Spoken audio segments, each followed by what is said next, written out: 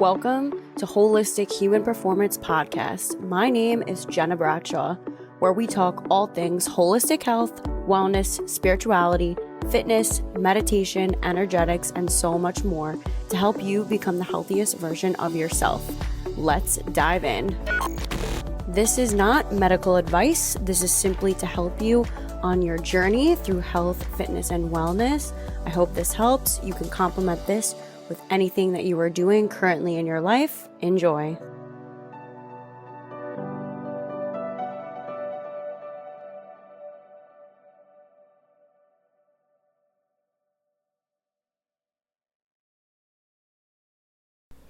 Oh my goodness, I am so excited to announce that the free Unblock and Awaken Masterclass is now available.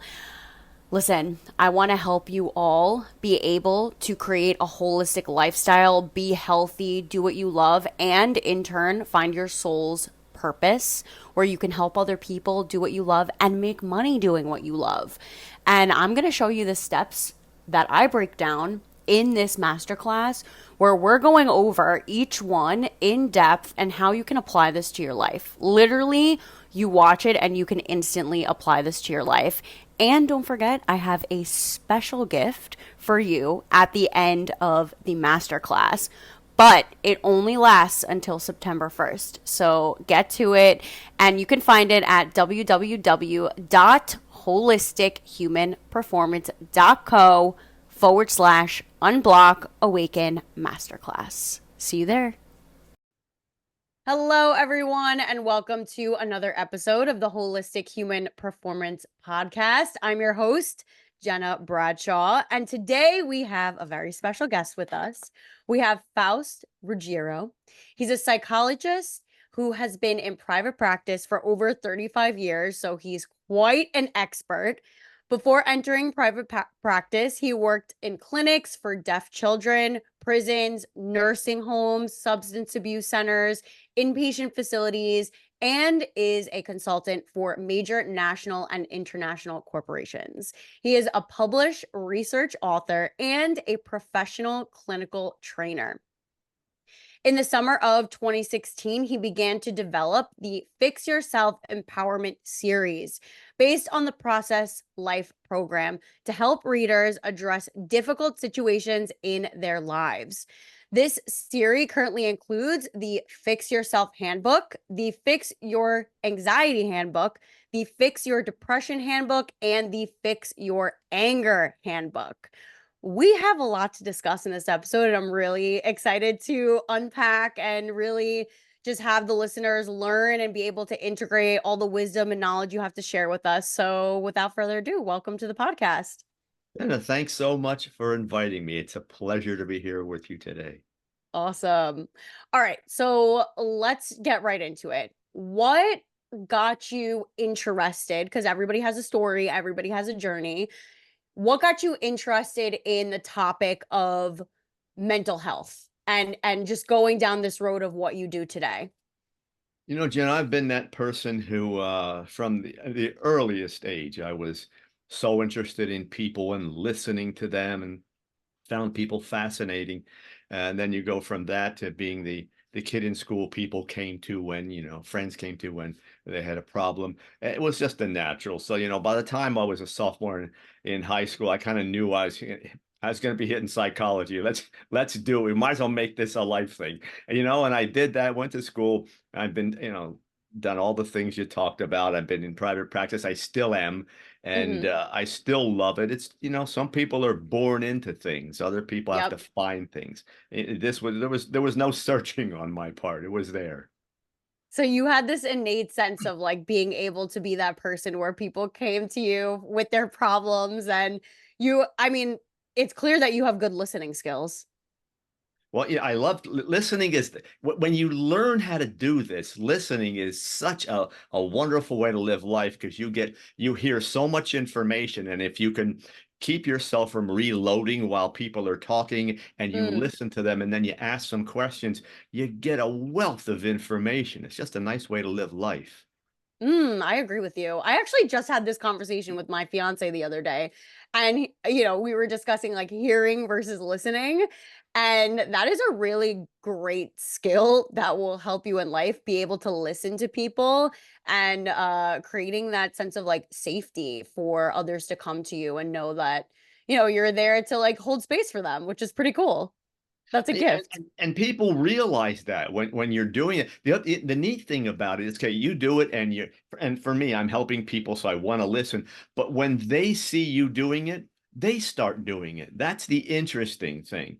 If Mm, they see that you're listening and then you're asking some question, they feel validated, and then they want to rise to the occasion. It's really nice. I love that.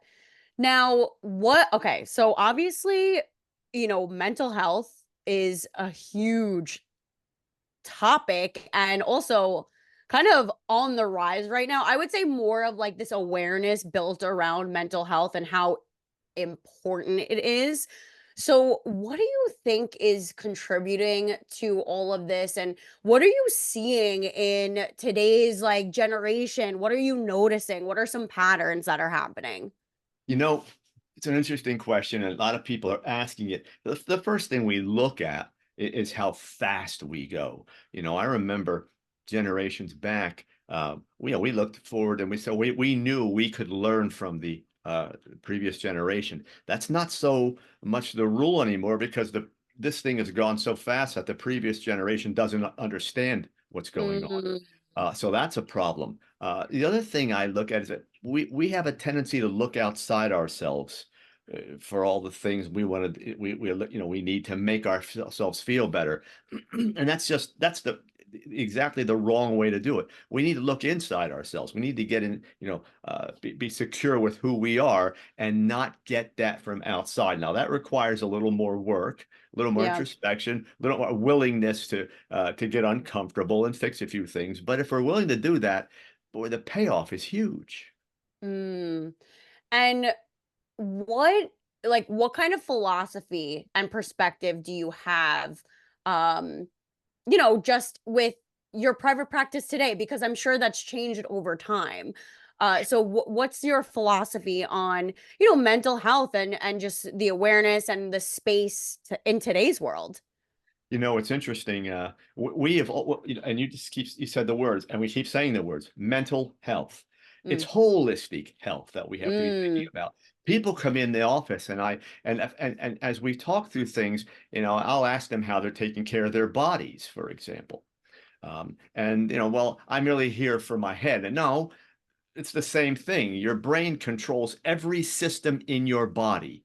yes. Likewise, if your body is not healthy, it doesn't give your brain what it needs to work with. So my philosophy is to try to get the whole person healthy. And that's Mm, everything from nutrition to supplements, to exercise and sleep, and what you're putting in your body and what you need to take out of your body. I often start there with people, and I start with them. Let's purge what does not work because you're trying to make changes and put new things into your life while you've got all these old toxins in there. You're making it twice as hard. Let's just slow down a bit and get the stuff that needs to go out first. I love that so much, the holistic perspective. Obviously why you're here today. So what would be some tips that you could share with the listeners of kind of where to start, like what to do first? It can be very overwhelming. There's so much, like you said, external noise out there based on this topic alone. And what would be some tips and some guiding points that you have for people to kind of navigate through? The first thing I just said is get your body healthy. You Mm, know, and again, I listed all those things that you start working with. Next thing I tell people to do is please try to disconnect from all the social media stuff and the television and all this stuff you're hearing because most of that information, whether it's factual or not, isn't going to help you. And what it does is cause more anxiety and more anger, which then becomes depression. So, in my own life, I take care of my body. I'm late 60s and I'm work out. When I get done here, I'm going to go. I have a training center in the basement. I will go down there for an hour and work out. Now that happens every day. I watch my diet. I know what sleep I'm going to get. You watch things like alcohol and all the artificial additives and the fast foods. I start people there. I love Let's that. because my position, if you will, is we start with the fundamentals. You have to Yeah. build on something, and if you can't strengthen your body, your mind's not going to follow. I'll guarantee, or if it does, it'll be for a short period of time. Once the body begins to break down, the mind will go with it. Get your body where it needs to be first. Mm. Yeah, the body always keeps the score too. Like this is I mean, it's inevitable. We can't even deny it at this point. And I've noticed over the years when I start to connect back to my body, I start to lean into that. I kind of ask like, okay, what do I need right now? Like what do I need to go outside in nature and go for a walk? Like do I need some sunlight? Do I need some water? Like what do I need? And I think that is such a key point for people to like lean into. Listen to your body. It gives you all the answers that it needs. And Um and you said the Go right ahead. thing, lean into it. When you start to understand your body, even the slightest movement off your norm, you will feel it right away. And what I find is that people are so out of tune with their bodies. Yeah. The body tells us when something's starting to go wrong, when we're starting to move in a direction that's going to be unhealthy or it's going to hurt us. It tells us very quickly, but we are no longer we have no expertise in reading our bodies. And when it starts to go, what we do is quickly switch into a gear to get a quick fix somewhere to bring it back into what we think is the right way to live. It's not. The body, in everything we do, I don't care whether it's the way the nation runs, the way we run our lives, everything was about equilibrium. It's about balance. And Mm, I can't, that's the big philosophy with me, if you will. It's that internal balance, physical, intellectual, emotional, spiritual. It's all there. If we can learn how to balance those attributes, life gets easy. It really does. mm. Yeah, it really does. And something that I've also really leaned into and just kind of been more aware of is like emotional intelligence and how huge of a role it plays in our health. Can you talk about like emotional intelligence a little bit? And Absolutely. yeah, I Absolutely. would love to hear You your know, in perspective. in the first book I wrote, and then subsequent, I always go back and forth on what I write. I have a chapter called I over E, which is intellect over emotion. And what I Yes. want people to understand, I want people to emote, but I want them to emote in a healthy fashion and based on facts. And what we do is we emote very quickly. The reason for this, and it's the one thing people don't think about, is that emotions and intellect, our ability to think and feel, is all lodged in our brain. It's not, that heart thing that Hallmark taught us. That has nothing to do with anything. Everything's in your brain. It's where you supply energy first. Something Mhm. happens, and if you're going to go, oh my God, and you start reacting, you are off track already, and nothing good is going to happen almost all the time. If you are willing to take a step back and say, okay, what's happening? What am I thinking here? What am I feeling? What do I need to do to start dealing with this? If you actually consciously say those things to yourself, you begin to get on the right track. You are now supplying energy to your intellect before your emotions come and grab it. Because once they Mm, do, it's like a virus to your ability to think. It just mm. throws everything off. So I always tell people, slow down. The old thing mom used to say, count to 10 and all. Yeah, there's wisdom in that. Because all they Yeah. were saying is before you get stupid and react, think, and that's what I'm telling people. And it's interesting in my life when something happens and it's one of those quick shock things, my system is trained to go down. Mm, So, and people will say, you never react to anything. And I say, well, I don't want to react. I want to respond. I want to mhm. give it the right thought and then and then deliver that. Because if not, I'm going to have to go back and fix it. Collateral damage here, this thing, and plus what I'm looking to, the solution I want to put out there won't be correct because it's all emotion. There's no fact gathering. So I want to be able to, I'm sparing myself, the pain down the road. I want to get it done now, initially the right way. Hmm.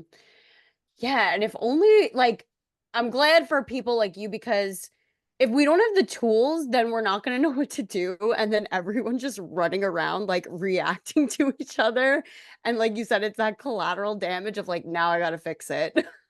But you know what? We get a lot of information, whether it's people like myself, a lot, it's podcasts and radio shows. We get all this information, all the books Yeah, we get, but no one says, okay, based on this information, do these things.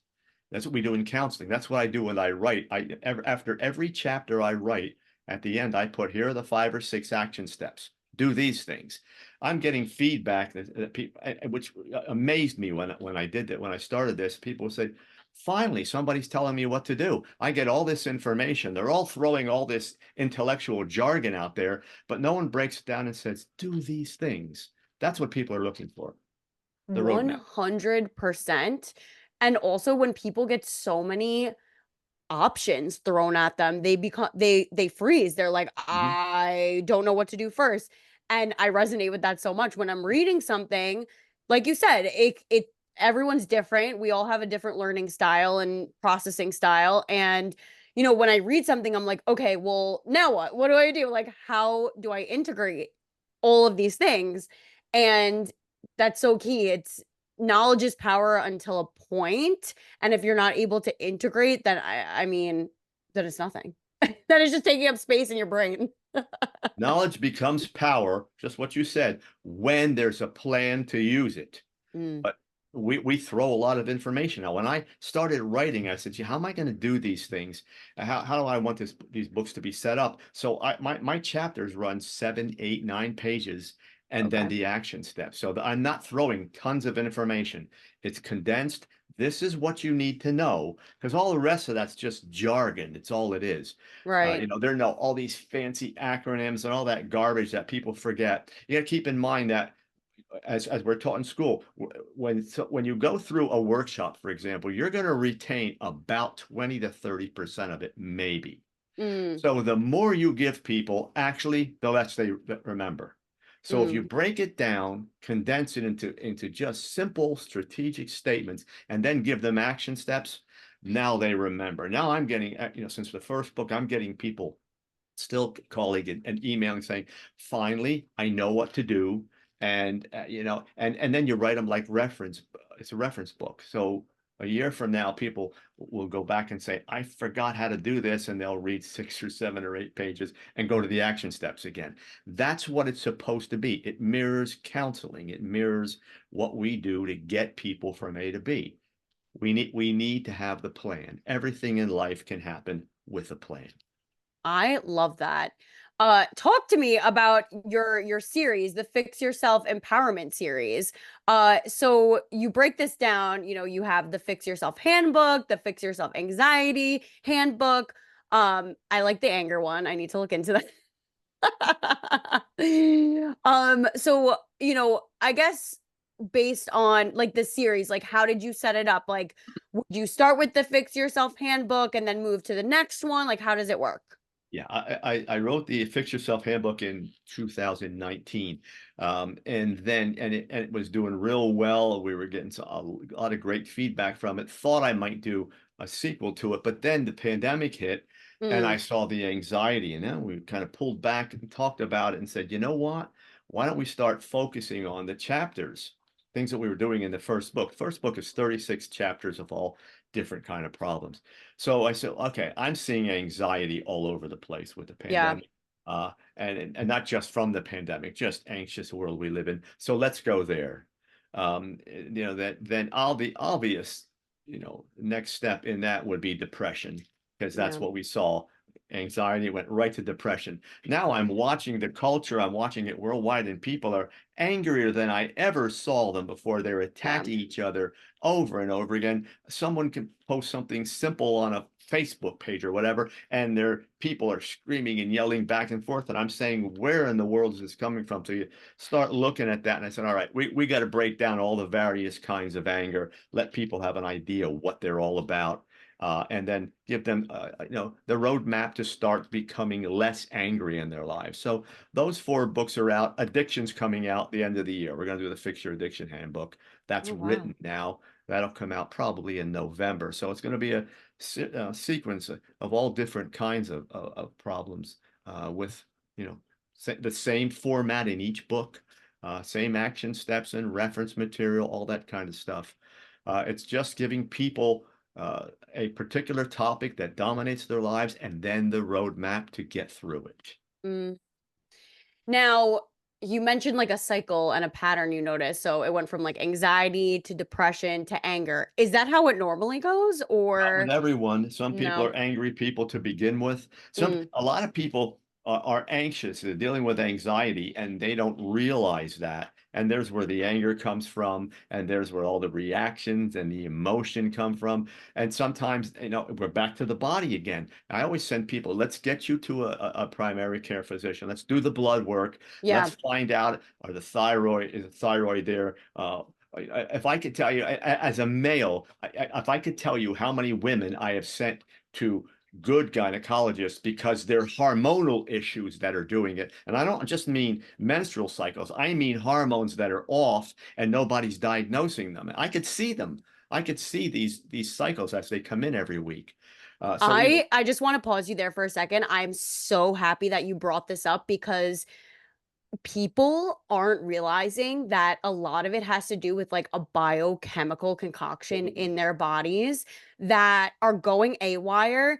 And it could be, there's a lot more to it, but it could be as simple as like your minerals are out of whack. Like you're completely depleted of minerals, or, your vitamins and your amino acids and or emotional toxicity. Like they could cause that it's all connected. it's all connected, and there's actually they're doing a blood test now, which is designed to determine all the mineral and biochemical elements in your body. Because what we're finding is when they're not in balance, all these other things happen. And again, and it's the foods we're eating, which laced with all different kind of junk. It's the heavy metals in the air. Yeah. People have no idea. They're not even looking at those kinds of things. They're not Right. cleansing their body. I had a woman come in who works in an environment where heavy metals are a problem. And I said, "Are you cleansing?" "Why would I do that? I don't even understand what you're talking about." And And you're you say, like, okay, okay, here, maybe take a couple of chlorophyll pills a day, or there are toxic cleanses available. Do those once a week or even every other week. She did that, came back, and we were halfway through the problem.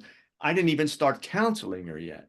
right. So it's all that kind of stuff that we have to focus on. When we say holistic, we're talking about not just the body and mind, we're talking about the environment and everything that throws into us. Oh, that is so key. External environment it's like a goldfish in dirty water. You Exactly. and the goldfish gets sick.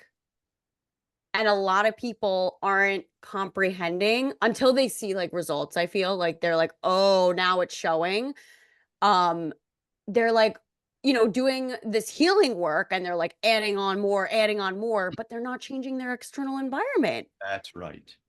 Part of And the problem. you have to do that, and there are ways to do it. Right. We just have to understand what we're doing to the environment. We were talking about a friend and I were just a colleague. We're talking about airplanes, and all the exhaust from there. I said, where do you think that goes? Oh, it goes into the atmosphere. No, there's gravity. It comes down. Like, hello. They're not above gravity. So it doesn't fly up. It comes down On all of us. on all of us. And that's one little item. And you can get anxious and crazy about it, or you can say, let me take a step back. Based on that, what do I need to do here? I need to cleanse my body. I need to do some things. And then things we do, get up in the morning and have 5 cups of coffee. And I said, well, you're coming in and you're telling me you're anxious. Seriously? You know, So and true. then of course, you're hyped up when you get home at night. So let's have 3 or 4 glasses of wine and then Yep. start this thing over and over again. I said that little cycle that you have right there is enough to cause you the problems. And then all the stuff that's out there and we've pulled away from the earth and we've pulled away from the natural way of doing things. That's another problem. We're relying on pharmacology to save our lives. That doesn't save us, it kills us. Yeah. And we have to understand that. Um, Yeah. you put that stuff in only when you absolutely need it, when there are no options. A disease, I've got to do this. Okay. Outside of that, pharmacology, I'm late 60s. I don't take a pill, but I Amazing. also focus on what I have to do every day. My philosophy being, I think I'm worth it. So I I'm going think to so do these too. things. As simple as that. So I'll take the time every day to do that. That then I'm more productive and I'm better for the people who are around me. I mean, everybody benefits. Yeah. I actually read, and this just popped up into my mind. I read a research study.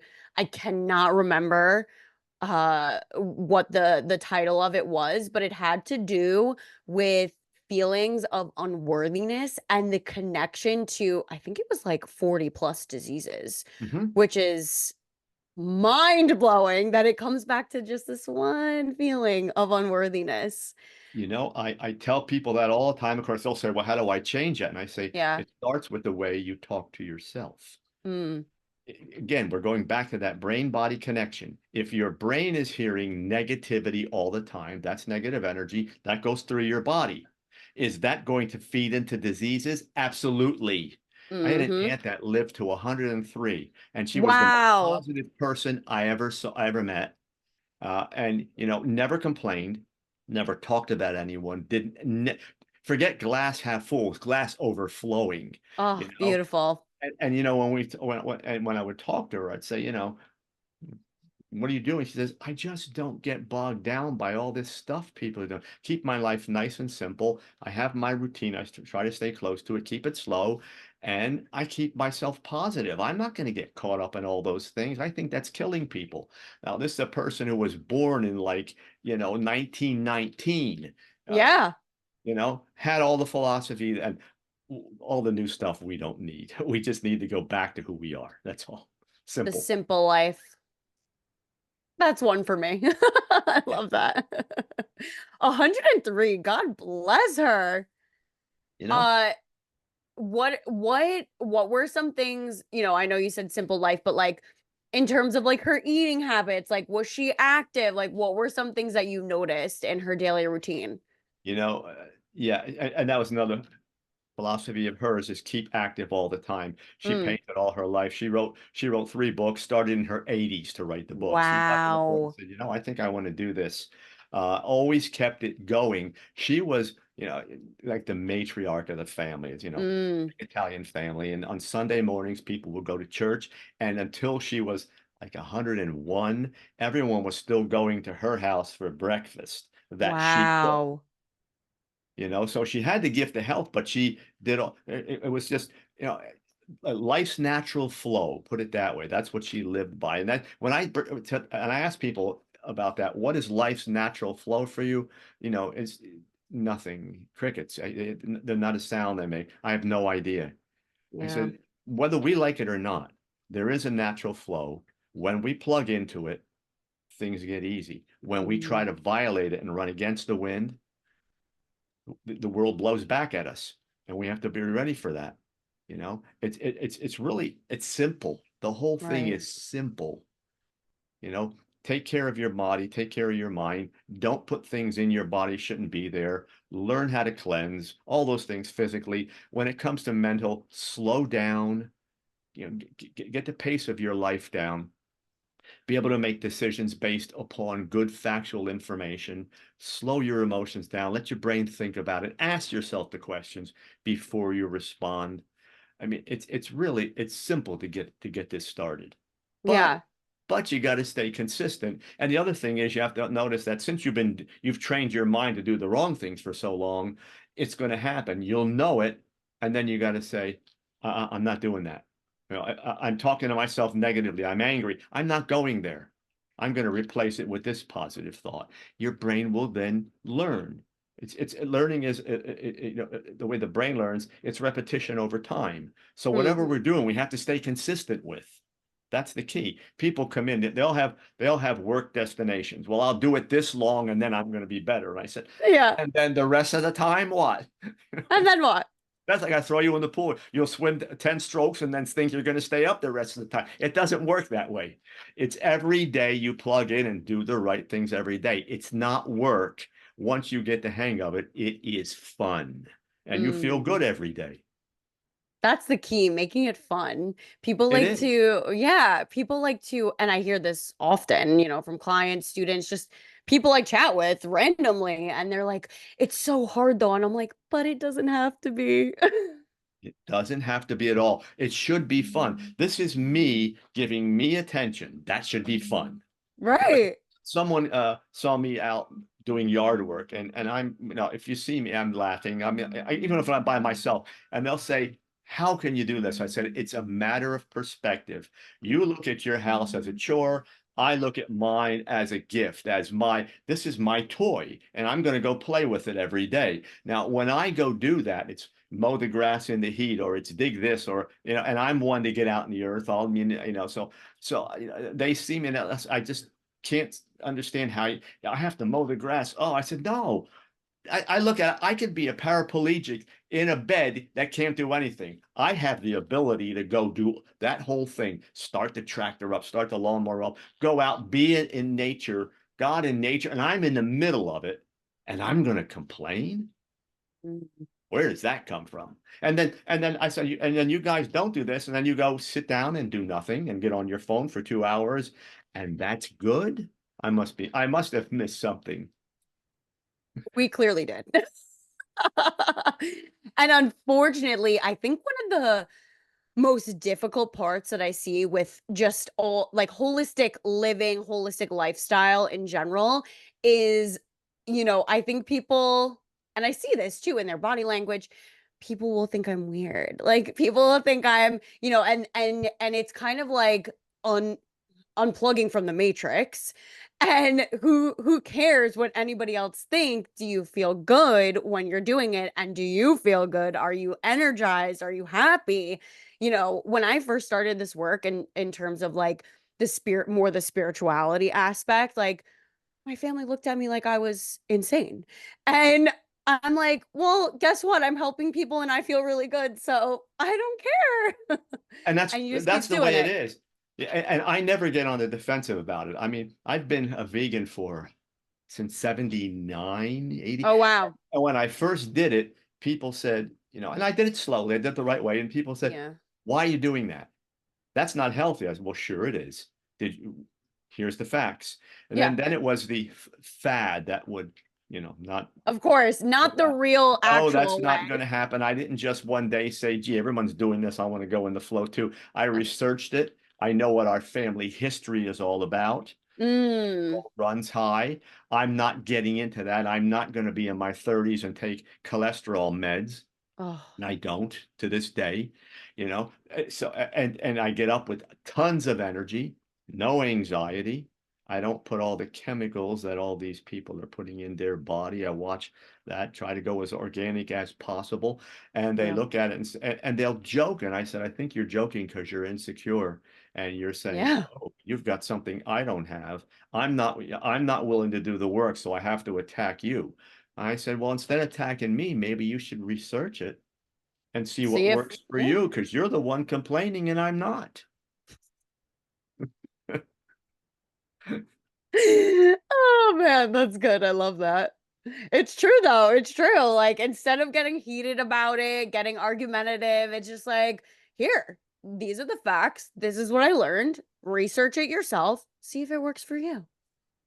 And that's what I say. Give it 2 or 3 months. Try it. Don't Yeah. don't say, "Gee, I went without meat for a week, and oh, I really craved it," because you're going to do it for 2 months, and watch what happens.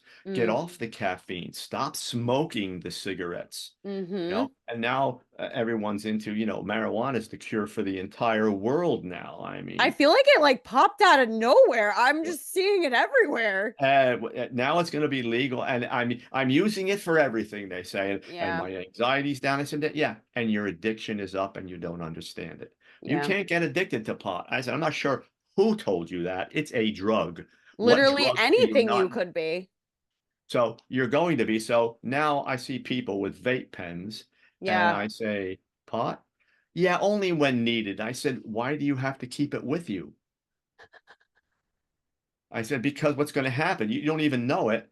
I said, did you hit that maybe an hour ago? Yeah. Do you feel like you want to now?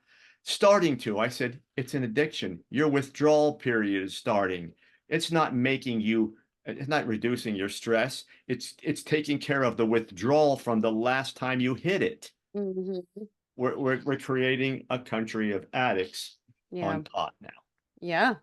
If it's Well, it's not one thing, it's the other. It's the other, but it's natural. They say. I said, well, you can get addicted to natural things. We have food Yeah. addicts. Come on, you know.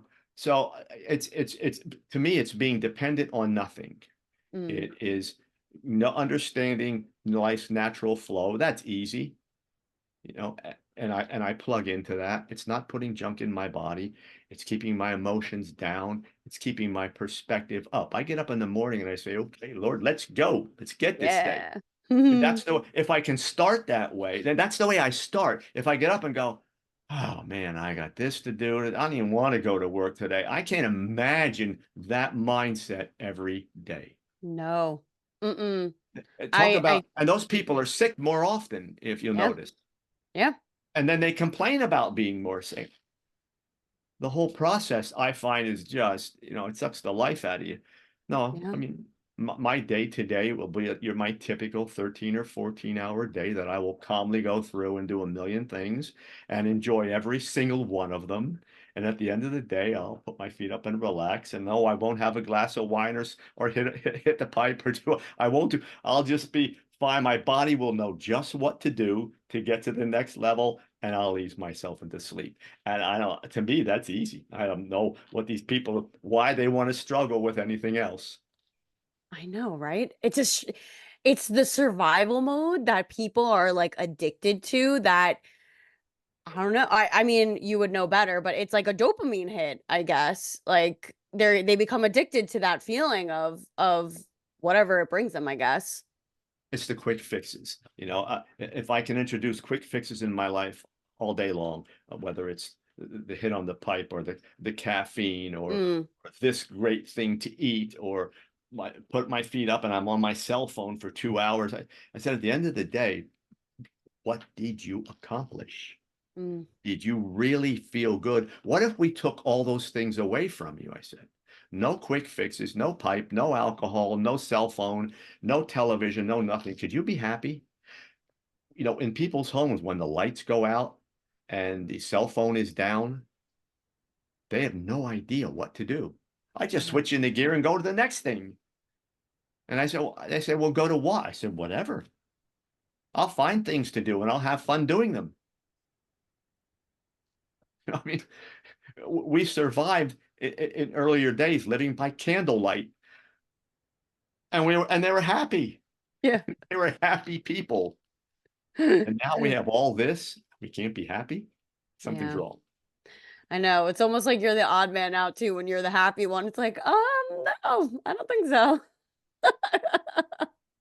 Yeah. What are you so happy about? To breathe and to live? And not have to feel pressure to do anything, Yeah. or not have to feel as though I've got to get that done. The OCD stuff. I mean, I have to.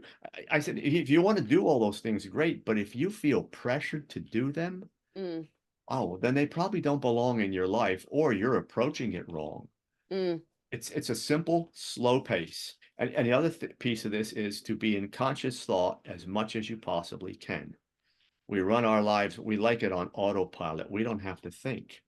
And people will champion that.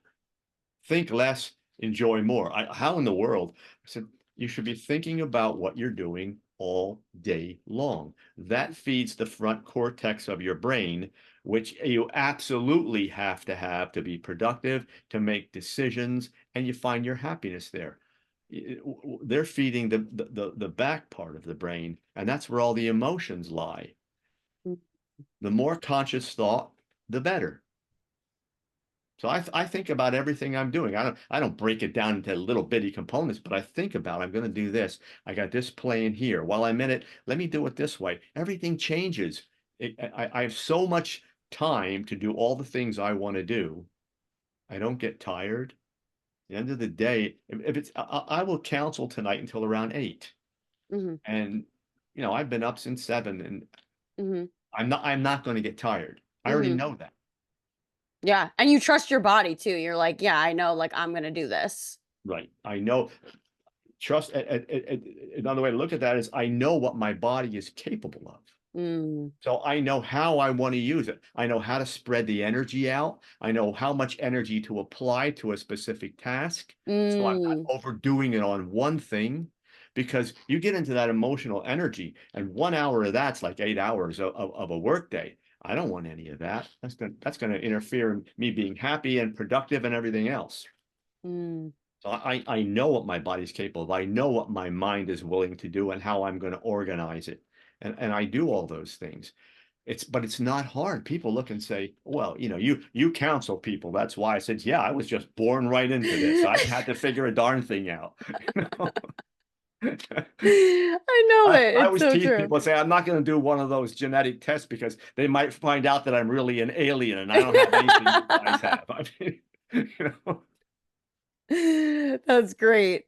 I love that. No, it's so true. And, coming back to like understanding your own energy level, understanding your own body, knowing what you are capable of. It's coming back to that trust of, what can I do today? Like, what am I capable of doing today? I always tell people that I don't care if they tell me I'm the best, the most wonderful person in the world, or I am the most horrible person in the world. I don't care because I know who I am. Mm, And that's not a stick in your face kind of thing. That's just me. I'm relaxed with it. I'm comfortable. If you say, what a great guy, I say, well, that's nice of you to say that, but it doesn't shape anything inside me. I mm, shape who I am. And when I counsel people, I say, does it dawn on you that when you talk about these problems, I know where to go? Do you think maybe I've been there?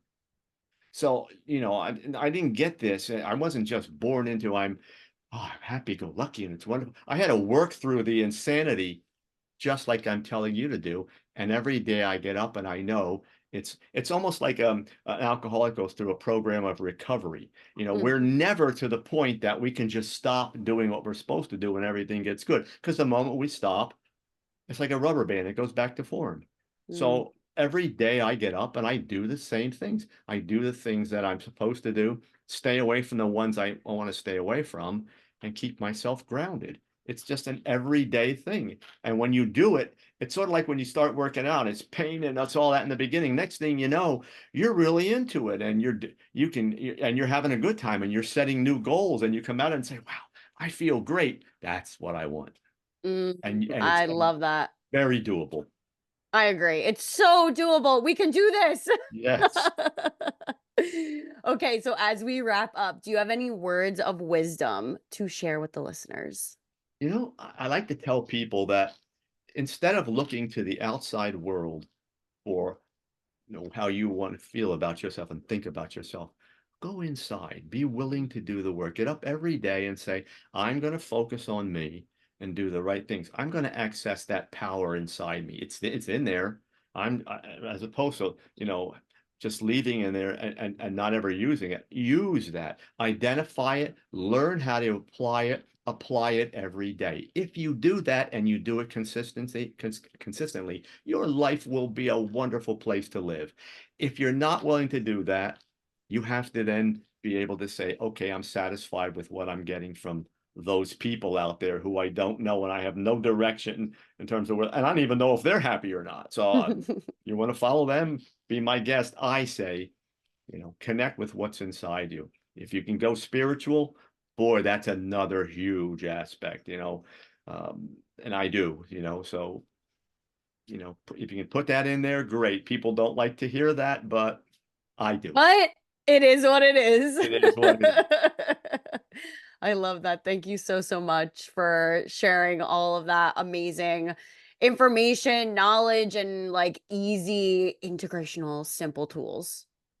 And it really is. And thanks so much for having me on. It's been a thrill. I enjoyed this. Good. So, where can people find you? Best place to get me is on my website. My name, www.faustruggiero.com. Everything about me, the books, contact links, everything you need is there. If people do want to contact me, I do get back to people. Perfect. And I will share all of that in the show notes. If you guys like this episode, like, share, subscribe, and I'll see you in the next one. Bye.